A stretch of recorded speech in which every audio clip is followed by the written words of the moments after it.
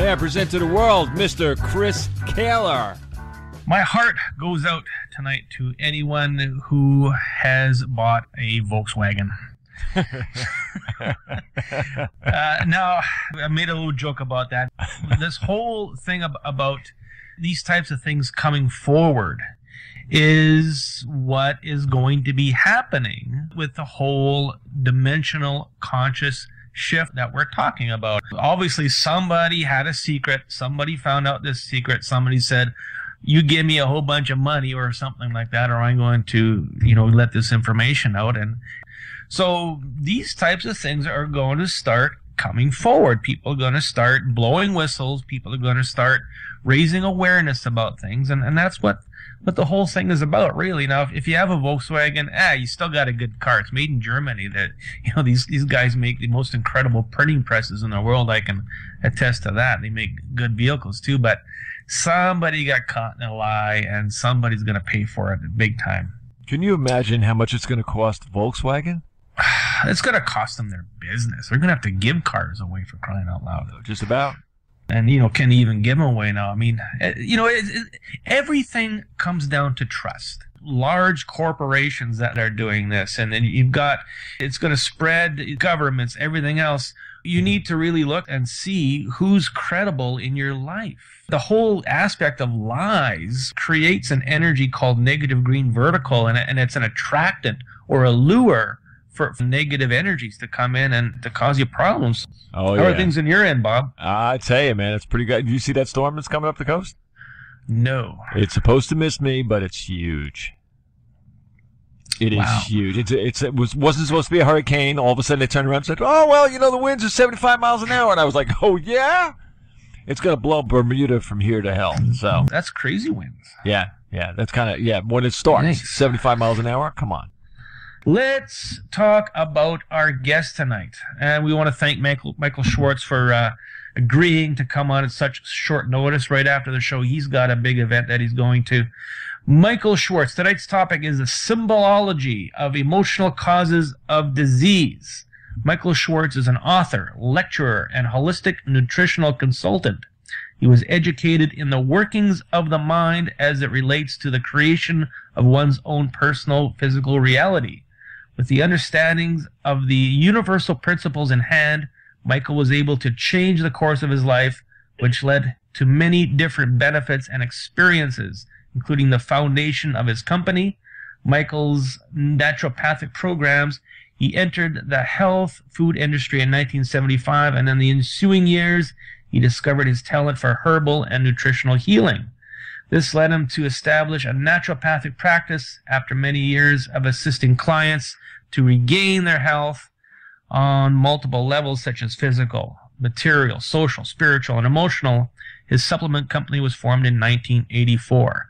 Michael has published books including Disease Symbology Handbook, Dream Symbology Dictionary, and his latest work, the Naturopathic Healing Handbook, as well as articles for numerous wellness magazines and journals.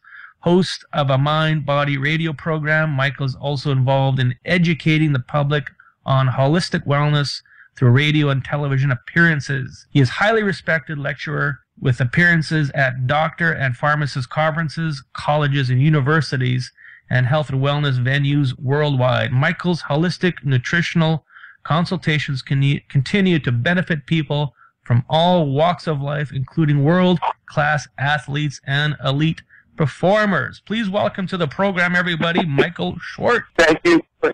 Michael, how are you doing today? Thank you for coming on such short notice. Well, it just happened to work out that I'm actually here in Wichita, Kansas, and as soon as we get done the show, I'm headed to a health food store to do a lecture on the emotional causes of cancer. So it's just perfect timing.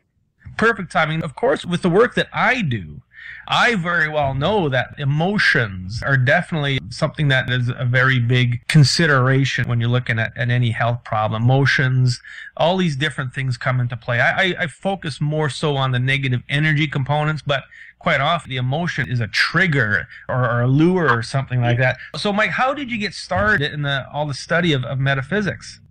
Great question. It really started years ago when I went to the Edgar Cayce Institute. ARE Center in Virginia Beach. I was actually looking for, quote-unquote, safe land, knowing that earth changes are on their way and that there's all kinds of changes coming. So I wanted to place myself in someplace safe. And it turned out that clairvoyance became something comfortable for me. And so I just continued to do research and educate myself on the psychic abilities, the spiritual gifts that all of us have, and just ended up finding knowledge. I don't know how else to say it. And knowledge is a very powerful thing. If you can put your efforts into finding the right knowledge, what you need at any given time, the answers that come in can be incredible and can be very, very useful. Now, when it comes to emotions, now, we are human beings. Some of you may be reptilians, you guys can listen to. We are emotionally driven for everything. Passion, fear, excitement, joy. Everything is emotional. When it comes to a health problem, how do emotions, in your view, come into play? Well, when you take into consideration, everything is made of energy, including the human body. Whenever there's a physical ailment, and it's always the result of emotional conflict, always. And what I do is, in working with people, is I seek to understand, one, where the conflict resides, and how I do that is by questioning what part of their body hurts. As an example, you could look at arthritis. Somebody comes in with arthritis, okay, well, the first thing I know immediately when someone has arthritis is that they're an inflexible thinker. And depending upon where the inflexibility is or where the arthritis is affecting them, and I'll use the hands as an example, they may wake up every morning stiff and sore, and it takes them hours before they can manipulate their fingers. Well, arthritis of the hands indicate inflexible thinking in the way things are meant to be handled. And the arthritic will tell you, there's nothing wrong with the way I handle things. This is the way my mom did it, the way my dad did it, my grandfather did it, because I went from another gender to my own gender, and being male, we're going to say this is the way our dad did it, our grandfather did it, this is the way it's been done in the family forever. That is inflexible thinking. Okay, so let's say somebody, for example, has sore knees all the time. That could be, let's say, fear of moving forward or something like that, correct? And also fear of aspiration, because what your knees do, they give you the flexibility from a squatting position to stand up straight. So somebody with knee issues, and then I would question, is it the right knee or the left knee? Because if it's the right knee, then that person is dealing with a lack of faith in self and their ability. They don't have the courage and confidence to, or feel that they can elevate themselves, that they can stand up straight. If it's the left knee, then it deals with material sustenance. And they may be dealing with a lot of pressure and not think that they can stand up and meet the material obligation that they have. Okay, yeah, that certainly makes sense. The work that I do, we do get into the emotional component. You're getting into it very deep level, okay? This is quite explanatory. I don't think that we have a choice. You explained about arthritis and flexibility. The biggest, scariest word out there is cancer. You hear on ongoing, from people like Louise Hay and Hulda Clark, all these different people, cancer is an emotional disease. Is there different emotions for different cancers? Is there different aspects of emotions that run different cancers? Not really. However, that's a great question, Chris. The way that I would say it is that all cancers are the result of 4 emotional energies: anger, frustration, which can lead you to anger, resentment, which can lead you to anger, and guilt, which can lead you to anger and beating yourself up. So those 4 emotional energies work at eating you up alive. The real secret to understanding and getting control over cancer is understanding what part of your body is being affected. Because if you can understand the symbology of that part of your body, that gives you the opportunity to understand the concept at a subconscious level that will change everything. Actually, when you have those kinds of insights, instead of your personal history constantly repeating itself, as it does, when you understand the concept, that gives you the opportunity to change the outcome of the pattern of behavior that reinforces the negativity. Or so that if somebody has, for instance, cancer of the stomach, well, what that tells me is that they're involved in situations that they cannot stomach, to the point that it's really making them angry. They may not be able to say anything about it, but it's really eating them up alive. Now, if they were to examine what they're going through and look at the situation and try to remove themselves so they can look at it objectively, that might begin to give them, and if they understood the symbology of the stomach, that would begin to give them an idea of where to look within the self to get hold of that concept and that energy, and then convert the energy from something negative to something positive. Does that help? If somebody's holding their emotions in a specific area, will that draw the illness to that area? Yeah, absolutely. And it also, well, let's back up a minute, because I'm not sure what the definition of illness might be, depending upon where somebody is holding their anger or their pent-up emotions. There certainly would be some symptomatic manifestation. Whether or not it would develop into an illness really depends on how long they've been burying what they've been burying. So this can get very long term. So somebody has been holding an emotion all their life and not talking about it, and all of a sudden it can manifest itself into a problem, of course. It's very important to see the signs of where your emotions are causing a problem, where you're holding these emotions, and possibly learn to either let them out, breathe them out, or work them out in whatever way, shape, or form. Absolutely. It's essential. Because anytime you keep all that pent-up stuff within you, it builds in a negative way. I mean, think about being tense all the time. You'll develop hypertension. You'll develop high blood pressure. That could actually lead you down the road to a stroke. So, obviously, and some of the points you brought up, like meditation, exercise, those are fabulous things. One of the things I recommend every now and then is get in your car and scream. Just scream your head off. It's another way of venting and releasing. And if you feel self-conscious about that, lock yourself in a room, sit in front of a mirror, and have a good conversation with that person, and really explain to them everything that's going on, and see what they have to say. There's another technique. What I tell people to do is grab the biggest pillow you can find and stick your face in it and go to town. Let her rip, swear, scream, yell, just get it out, because if it doesn't come out, it's going to fester. Better out than in, right? Absolutely. You'll end up with boils, and you'll end up with a condition, without a doubt. And there's another aspect of this, Chris. If they don't end up with a condition, what they might end up with is finding themselves in an accident. People think that accidents are accidents. Well, they're not. They are forms of symbolic communication that your mind is using, again, to help you understand self. That's what it's all about. True mastery is, it's in the Bible. It says, know thyself and the truth will set you free. That's what mastery is about. That's what we're all trying to achieve.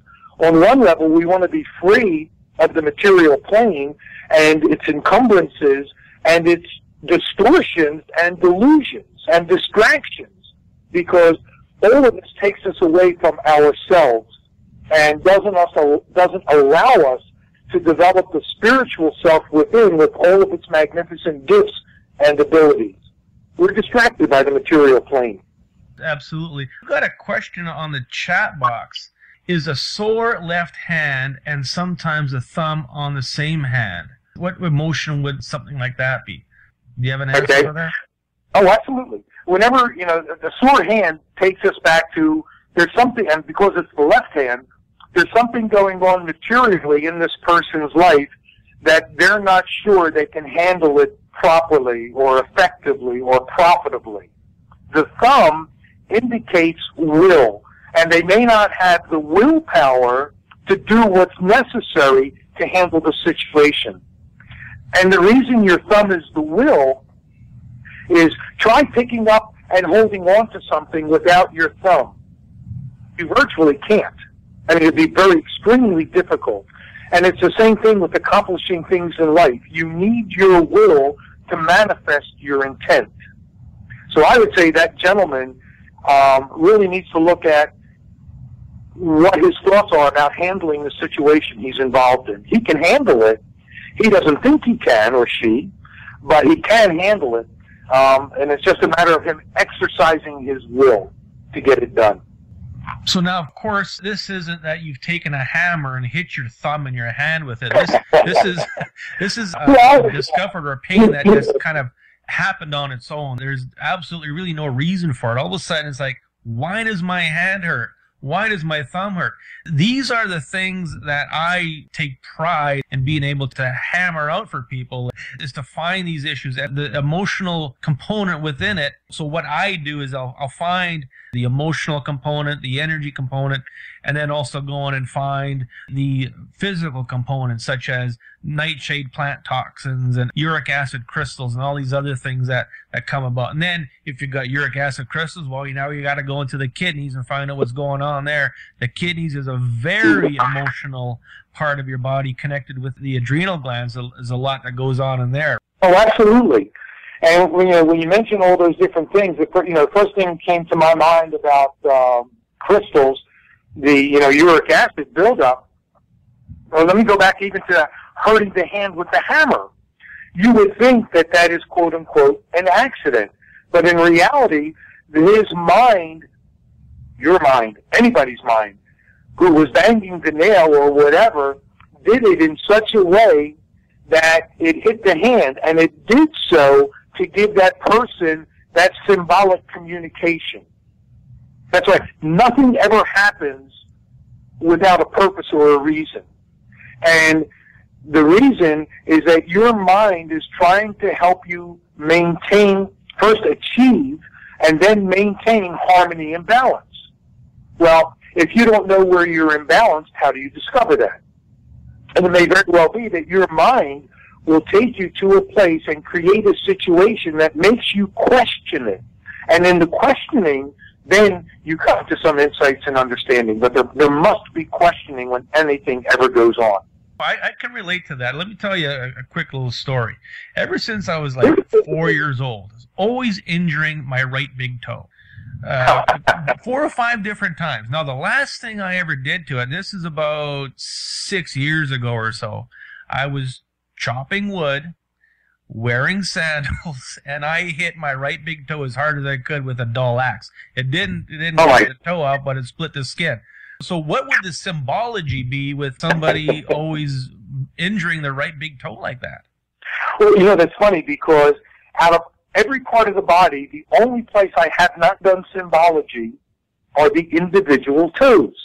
Because overall, the toes represent balance. Without your toes, you'd be very hard to maintain proper balance. The fact that it was the right big toe, and again, I don't have symbology for the toes, so I couldn't say, well, your big toe indicates it's a financial issue. No, I won't say that.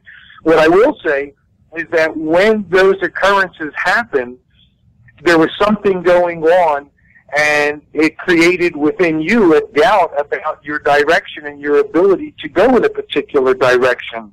You'd almost have to think back, Chris, to what was going on at the time. And that's the way symbols work. They're not about, the symbols in your dreams are about yesterday. But the symbols you experience in consciousness is about the moment. And it's your mind's way of telling you exactly what's going on at this moment. But again, going back to the past, I would say that there were some questions in your mind 6 years ago about direction in terms of what you wanted to do as personal expression. I can understand that. 6 years ago, I did go through quite a lot. That certainly does resonate. We got another question on the chat. This is Sherry has a good question about cancer. What about bone cancers? Bone cancers? Symbology behind bone Those cancers. are hard ones. Well, your bones there's an interesting thing about your bones. Number one, your immune system is built in your bones, so to speak, out of the marrow. And the bones represent strength. So I would think somebody that's having bone cancer, one, feels unprotected. Also feels that they don't have the strength to deal with what's going on in their life. And maybe that's where the anger, frustration, or resentment or guilt is feeding it, feeding that concept of a lack of strength, which is not true, because whatever the situation is, it can be mastered. I mean, God would never place us in a situation that cannot be mastered. So it's really more self-doubt that creates these problems than anything. Yeah, I was going to say, as Sherry went on, though, she said, are there different emotions for each bone marrow type of disease, or are they same or basic emotions? Yeah, they're the same basic emotions. And obviously, when you talk about emotions, you can talk about degrees. I'm frustrated on a scale of 1 to 10 to a 5, okay? And I'm resentful to a 3, but I'm angry as hell, so I'm at 9. So there's so many variables in there, but in essence, it's anger, frustration, resentment, and guilt. And then you have to look at the part of the body that's affected. That will give you an insight as to where the conflict is at an emotional level internally or at a subconscious level. One of the bigger aspects that I look at when I work with a client myself is when I hear a lot of why me, the victim and martyrdom. Yes. Well, that's just a concept. Some people, and by the way, that's a self-fulfill, as all concepts are, they are self-fulfilling. And what I mean by that is, obviously, that person who was a victim grew up in a situation early on that they set in motion that they were a victim. Maybe they had an older sister, or they got all the attention, and they didn't feel that they did, so they may have created rejection as a form of getting attention. Then, they get hollered at, they get hit, they get punished, and then that expectation, believe it or not, Chris, it makes them feel good. It gives them a sense of comfort. And I can explain that later, but what they will do then is they will continually seek to create issues that make them the victim. We call that a setup. They set it up to be a victim. And, it's just a pattern of behavior. That's why symbology is so fabulous, because it allows you, because all patterns of behavior flow in cycles. What symbols do is allow you to see where you are in the cycle of your pattern of behavior.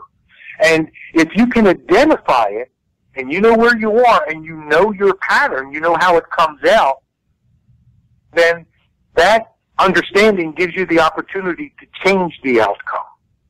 So instead of your pattern and your life running horizontally, now it can begin to spiral upward towards true balance and harmony with the creative continuum called God. That's pretty deep. You offer personal, private consultations. Yes, I do. So let's say I've got some issues and I'm going to call you up and do a session with you. How does the session generally go? Well, very quickly, because I charge $1 a minute, $60 an hour, and you see how fast I talk. So my first question to the client is always, okay, tell me what's going on. And I'm going to give you a warning. Since you're paying by the minute, be concise to save money. I'm not here to make money. This is not how I make my money. I've got 10 or 12 books I've written. I've got a supplement company that is helping millions of people. That's where I earn my living. The only reason I even charge is because, and I used to give do consults for free, but people don't respect that, and they don't put any value to it. So I ask, and then you see the speed at which I speak, and that's how I approach the consult. And I either do it over the phone, is one, and I can do email. And email, I do the timing myself. And what I do to answer my emails is like talking to my computer, and it transcribes it. So I really can accomplish a lot and not cost somebody an arm and a leg. At the end of the day, people don't want to be spending $500-600 for an hour session. I charge basically the same as you, $60 an hour.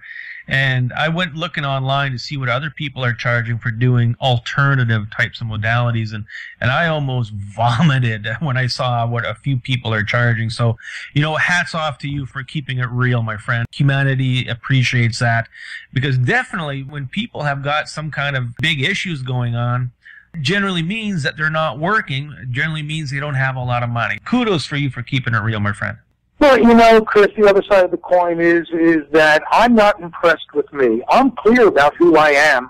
I don't need big dollars to prove that I'm knowledgeable or I'm successful or I've got a title. I think, and it's unfortunate that people actually pay this kind of money to people, and 9 times out of 10, they don't know what they're talking about. And because from a different point of view, a lot of what is, how can I say it? A lot of what is propagated, especially in psychology, is information based on man's teachings which don't necessarily relate to the truth.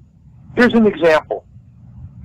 Everybody quotes Freud, and Freud's main issue was that all children want to have sex with their parents, with their mom. And that's wrong. And yet a whole philosophy of psychology and psychiatry is built on some of this understanding. And it's a misunderstanding. What the truth of the matter is every child wants the security of what the womb represented, which is the spiritual domain. We all want to go home. We all know this place is insane. And we want to go home. How did we get here? We got here through the birth canal. So in our deep subconscious mind, we think the way home is through mom. So every child, male or female, seeks its mother's acceptance. And they use either approval, goody two-shoes, or rejection, hell on wheels. That's what I said earlier about the victim feeling good. That person uses rejection as their form of acceptance. So the more they get beat up, the more they get rejected, the more they get fired, the more they don't complete, the more satisfied they are within emotionally. How's that for a different point of view? We all know that the mainstream side of things has never been very accurate in a lot of ways. I mean, bless their hearts, we need them. They do a lot of good work, but I think they tend to get a little too philosophical and off of the topic. I mean, I don't think I ever wanted to have sex with my mommy. No, I don't think that at all. I think that us in the alternative realms are bringing a more realistic approach, a lot more down-to-earth, grassroots. This is the real type of problem that we need to address. Not why do you hate your mother, more so what emotion are you withholding because of what your mother may have said and done. I think that you and I and everybody else in this funky little boat called alternative, I think we're a lot closer to the real truths and the real concepts of illness that mainstream is. Oh, without a doubt. Without a doubt. Mainstream is so myopic. You know, that's one of the things. Education is fabulous. You know, education and knowledge, I think, are two different animals. And a lot of educated people become so myopic that they stop thinking. And when they stop thinking, they stop growing. Because it doesn't matter what your craft is, you have to continually seek a deeper understanding of it. But a lot of the professional people, they don't. They go, okay, I got my title, I'm an MD, I'm an ND, I'm a PhD, I'm BSer, and Okay, I'm cool. I've got it. I got the paper. I got man-made authority that tells me I'm somebody. And that's sad because I have no man-made authority. I have no documentation. I got no paperwork. And that's been my blessing. I have not been trained to think according to the educational process, which is just designing to make spokes fit in a wheel. I'm self-educated, which allows me the freedom to explore multiple levels of any given topic because there's no restrictions. And I'm not myopically forced into looking at only one thing and not considering any other possibilities. And I think all of us in the alternative market, whether we're healers, practitioners, visionaries, whatever it is, I think we're all of the same mindset that in order to get here, you had to go beyond the borders of your formal training. So yes, what I love about my work, I answer to nobody but God, my clients, and my wife. And if anybody wants to, say something about the way I do my work, you can go ahead, and it's not going to insult me. And if you don't agree with it, well, you can certainly go somewhere else, because that's the way this alternative stuff is there's so much of it. You need to find the right fit, the right mix of alternatives that's going to help you in certain ways. And the emotional component, one concept that I work with is that our bodies are emotional, hormonal, and mineral driven. Minerals feed the hormones. Hormones help to create the emotion. So do you go to that level to work within the hormonal balances to help balance out the emotions? Yes and no. It's interesting. You brought up the concept of minerals. One of the things that I tell when I do staff trainings, and I complain to the stores, I say, you guys don't sell enough minerals. And they don't. The health food stores and the American shopper doesn't ask about minerals. They ask about calcium. And some will do the Cal-Mag combination. And then I make the joke, and some are really sophisticated, and they'll do Cal-Mag-Zinc combination. So what about phosphorus, potassium, chromium, zinc, manganese, molybdenum? You need minerals because they're catalysts. They do make things happen in the body. And hormones, as you well know, Chris, they run the body, so to speak. They tell you what to do, when to do it, how to do it, where to do it, and why to do it, so to speak. I use energy first and foremost, but if a supplement is necessary, generally I go to what mineral is deficient, or more so what mineral is excess. And quite often you find copper toxicities that puts the zinc out of balance. And one of the biggest minerals that people don't realize that does help on a lot of different levels is silica. Silica is very, very important for calcium absorption and the proper utilization of calcium. I do work with certain minerals that carry a lot of silica, like diatomaceous earth. There's even liquid silicas that you can buy that work very well. Molybdenum. What molybdenum does is it pulls all the excess iron that's building up out of your body because your copper is low, so your iron's not absorbing into your red blood cells. So the balance is incredibly important. Balance your minerals, balance your hormones, balance your emotions, and then you can start looking at balancing your checkbook. Yeah, I think if you get your emotions under control, the checkbook will follow. Well, how many people go out there and eat emotional shop?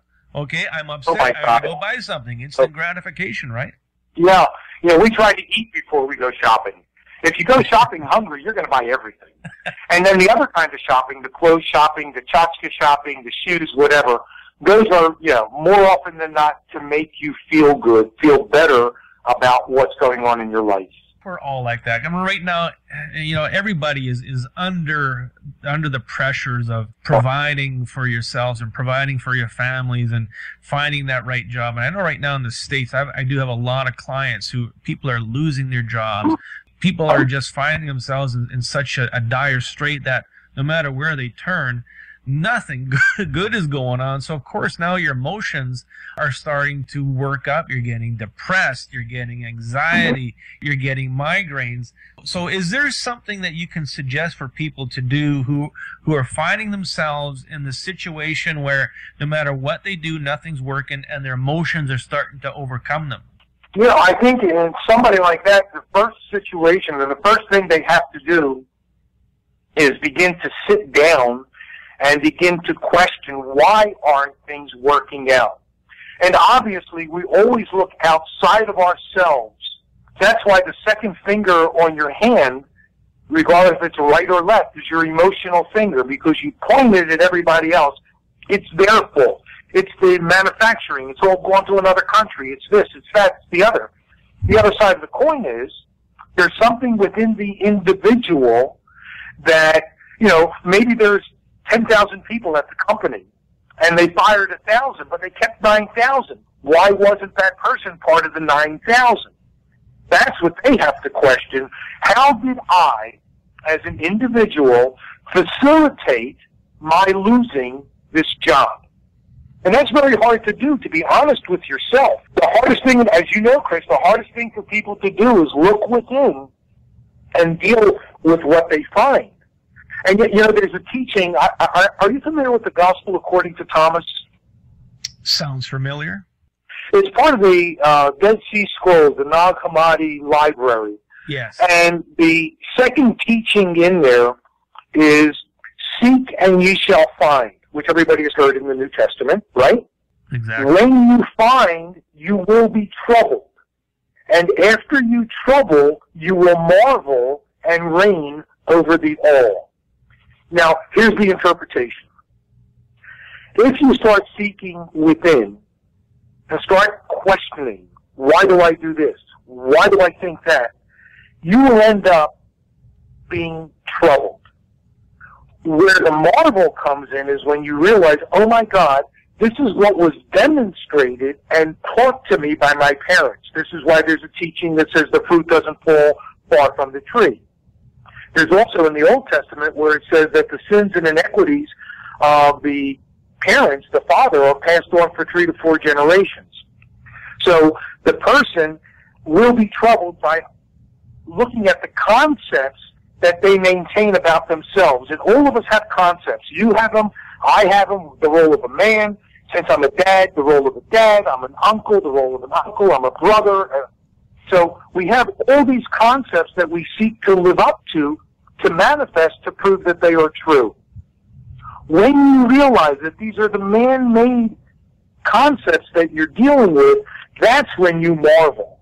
And then the reigning over the all is because now that you know, now you're allowing more of your spiritual self to manifest and more of that power to manifest. Now you begin to have control.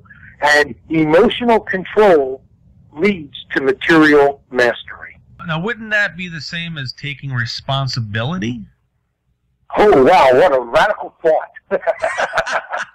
You're dangerous, Chris. Okay, I mean, we all have to take responsibility for who we are, what we are, what we do, how we do it, all these things. As you said, everybody wants to point the finger. Well, you made me do it. It's like, no, you did it. You took the gun and you shot somebody. I didn't make you do it. You know, I might have dared you, but you went and did it. So people do have to take responsibility, even at the deepest level that we don't even understand, that you are responsible for yourself. Nobody is responsible for you until maybe as a toddler or a baby, somebody's responsible for you. But when we grow up, every decision you make, everything you do, you better be able to back it up. Otherwise, people are going to look at and point the finger at you. Yep. And you know what's interesting about pointing fingers? And do this right now with your own hand. If you go to point at Bob, let's say, who's sitting in the control booth, let's say.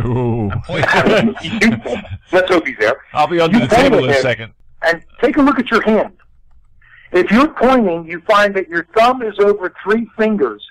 And those fingers are pointing back at you. Back at you. 3 symbolically means understanding. 1 is unity, 2 is balance and harmony. You add them together, you get perfect understanding. So you have to understand that what you're pointing out, you're the cause. It's not out there, it's always in here, inside the self. I think that's very important for people to remember is you do have to be humble. You do have to be able to say, okay, yes, I screwed up. It's my fault. I take responsibility. As soon as you do that, all the pressure is off of you to try and uphold a story that you're trying to, or trying to make it look like somebody else is responsible. As soon as you take responsibility, and what that does is it brings respect to you. People are going to respect you. If you're a person who takes responsibility, people know, number one, we said this already, people can trust you. People know that you're not going to try and finger them when a situation comes up. Makes all the difference in the world. It does. Somebody else on the chat asked about asthma. Asthma has two fundamental causes, either an allergen or emotions. And anything dealing with the respiratory system deals with a lack of faith in self. So the asthmatic attacks would only happen when that person is under enormous amount of stress. I wish they had enormous amount of strength. Under stress and not feeling that they have the wherewithal to deal with what's going on at the time. And the reason that the respiratory system is symbolic of faith in self is for the simple reason that your respiratory system brings in oxygen. And oxygen is symbolic of spirit because where does God live? In heaven. Where's the heaven? It's in the sky. What's in the sky? Air. What's in the air? Oxygen. So that's how I think things through and try to understand its functionality, its purpose, and that helps me to understand the symbology involved. You know, that makes a lot of sense. That makes a lot of sense. What do you see in the future for yourself? Also got a lot of books out, www.innerhealthbooks.com. People can certainly access your books from there, right? Correct, absolutely. And my health product is michaelshealth.com. I think that I'm changing. I think, like you, Chris, evolving.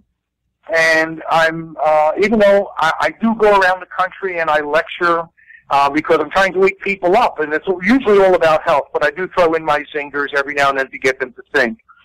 The rest of my life is dedicated to writing. I'm real clear about that. One of my projects is actually doing the King James Version from a symbolic interpretation, because I don't think anybody understands the Bible or really gets it. From my point of view, it's a handbook for psychic spiritual development. It takes you from the atom level of consciousness, and all the stories in the Bible are stories to help you understand self, lower defenses, so that you can evolve and elevate self to the level of Christ consciousness. And what does Christ mean? Love. Because it's not Jesus Christ, it wasn't his last name, it was Jesus the Christ. Here is a man who achieved the level of material mastery through total acceptance of self, total love of self, and love of everybody else. And that's what Christ is love. I love that concept. That is a good concept. Now, if people want to contact you for a consultation, how can they do that? The easy way is my email. It's because my cell phone, believe it or not, does not work where I live, which is fabulous. I live in a ghost town in New Mexico, so my cell doesn't work there, which I love. My email is very simple. It's michael383@me.com. And then if they give me their phone number, I'll call from my office in New Mexico. And in fact, I do have here's a number, or actually come up mid-October, I'll be back in Texas. So I guess the best way right now, Chris, is they can reach me either through the websites or that particular email, Michael383, Inner Health Books, or michaelshealth.com. And that's about all the time we got on A Quantum View for tonight. Our guest has been Michael Schwartz. Michael, thank you so much for last minute coming and filling the void. It was a wonderful conversation. And that's why I like to do these radio shows, is to have a spirited conversation about things that are relevant in our lives. And you certainly provided that. Everybody, big hand for Michael. Yeah. We're gonna Thanks, guys. 2 weeks. Anytime you need me, Chris, I'm available. You know what? And I'm going to take you up on that. I'm going to take you up on that. I think you and I have some things that we could probably talk about and learn from each other a little bit. I'm sure. There's no doubt in my mind I can gain from you. And the chat box loves you, Michael. Cool. So there chat you go. box loves Michael. You know, we're here to share, so anytime, give me a heads up. And sometimes last minute I can fill in for you as well. This is Chris Kehler out.